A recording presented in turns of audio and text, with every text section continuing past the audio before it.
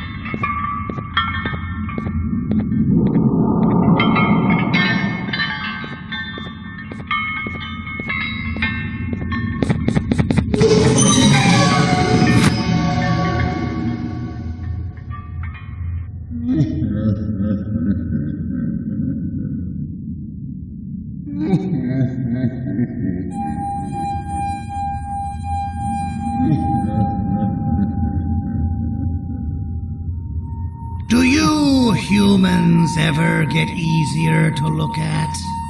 The limitations of your bodies disgust me. Grab me the scissors.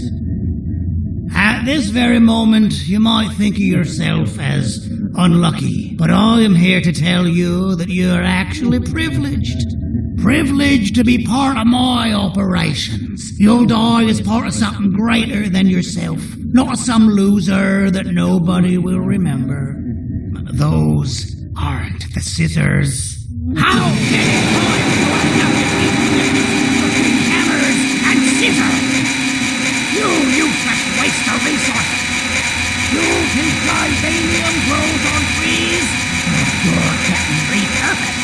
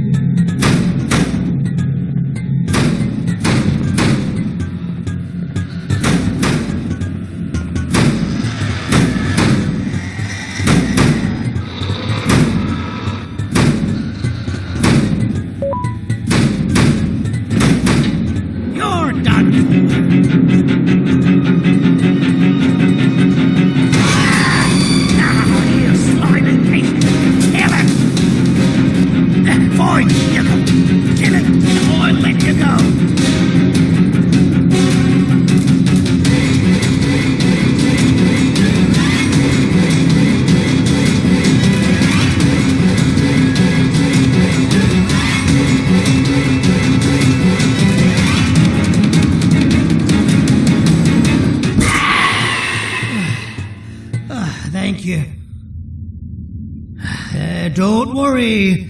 I'm a surgeon of my word. I won't hurt you. And not after saving me from your own doing. That said, the choice to volunteer for me will always be available. I implore you to consider the opportunity. In any case, we have much more important matters to discuss. Follow me. A friend of mine and yours filled me in on most of the action that happened on the floors above. They mentioned a nosy human parent being involved. Sound familiar? Listen, I was trusted with the final piece of the scepter, and I do not plan on breaking this trust. And to achieve that, I need your help. Look at the destruction around you. This was all done with an incomplete scepter, in a matter of seconds. A full scepter in the hands of Dadadu is the guaranteed death of all of us. Let's make sure it doesn't come to that. And luck might just be on our side. I imagine that at this point you're familiar with this green specimen of incredible size and strength drawn on the board. It attacked our city a few hours ago. Most likely because it's either too scared to stay in the dark, or because the naughty ones and Sir Dadadu aren't leaving it alone. And how are we lucky that we got attacked, you ask? My plan just happens to involve recapturing the green gorilla, and using it to fight Sir Dadadu's army, and reclaim the scepter to its rightful owners. Problem is, the green gorilla has vanished after the attack, and I've been trying to find it since. And it's too dumb for Dadadu's powers to work on it, so I'm not too concerned about that. It's just a matter of finding this beast, imprisoning it, and releasing it when the time is right. Oh, that reminds me. I have just a thing for you.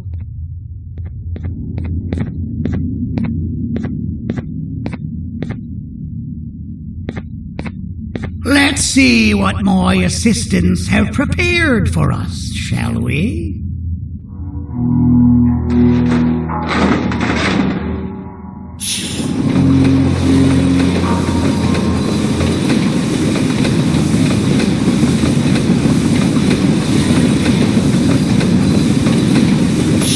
I introduce to you Remote 2.0, a name I totally didn't make on the spot. Take it. It's all yours. I see a pathetic piece of equipment like your old remote, and the tinkerer inside me goes crazy. Let's put it to the test. See that control panel over there? That's where you'll go when you need to take control of your drone. This new remote will act like a password. It'll give you access to the control panels. Of course, you can still use it the old-fashioned way, but some situations will require you to view things from a different perspective. There's a big button on the opposite side of this wall. Let's see if you can hit it while you maneuver your drone.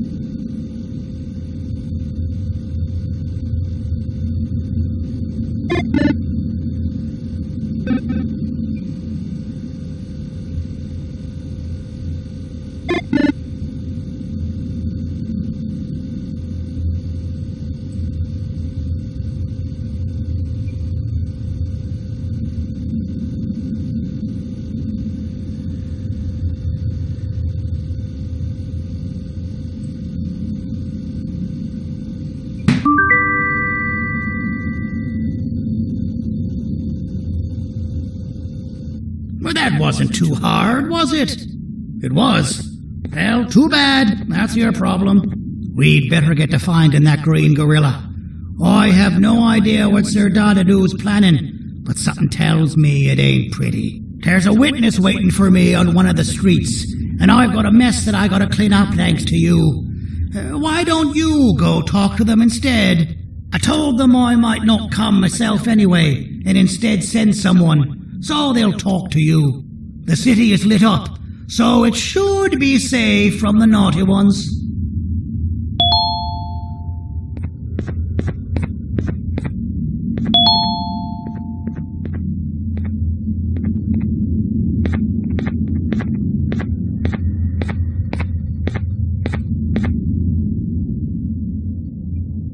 You should have seen Dadadoo in his prime. That guy had ambition and dedication that I've yet to see contested.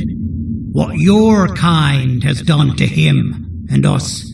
It forced him to dedicate all that potential to try and eradicate those that created him. Now, to ease your nerves, I don't think he's after you. He's after those that betrayed him, which includes me. If only we weren't such cowards when we were caught and actually stood by him, maybe we would have been victorious. The scepter was first given to the Queen as some meaningless prop, to help her settle better into her role, you know? All those extra features, like being able to take control of the brain component of those around you, is the work of a very talented surgeon and technician who is too humble to name himself. When the heart-shaped end of the scepter touches a Givanium-based body, the scepter acts as a vessel and transfers and prints a genetic code of the scepter holder into the receiver's brain component. This allows these bodies to receive commands only from whoever takes control of it. Now, we don't all have a transferable genetic code, but Sir Dadadoo and the Queen do. Now, wait, this is confidential information. I cannot tell you any more. Our mutual friend told me that Sir Dadadoo escaped because Bittergiggle made the Queen laugh. Next time you see him, you tell him his jokes suck. That's how you really hurt him. I recall asking you to find Jumbo Josh, not stand here and make friends with me. I recall asking you to find Jumbo Josh, not stand here and make friends with me.